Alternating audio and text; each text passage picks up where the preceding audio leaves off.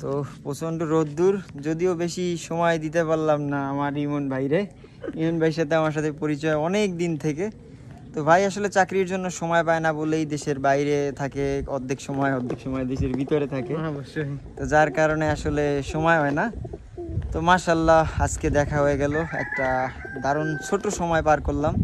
তো ভাই বলছিলাম থাইকে যাইতে, আসলে ভাইরা সময় নাই, না তাই না? সত্য সময় নাই, সময় উড়ানো থাকলে তো ওইভাবে দেখাইতে পারলাম না, কিন্তু উড়ানো কবুতর গুলার নামাটা দেখাইতে পারলাম না। অবশ্যই। হ্যাঁ, তো ইনশাল্লাহ দেখা হবে, সবার সাথে একটা গেট টুগেদার হবে, আর সবাই মিলে অনেক একটা মজা করব খুব শীঘ্রই। সবার ফ্রি টাইম অনুযায়ী ঘুরতে যাব।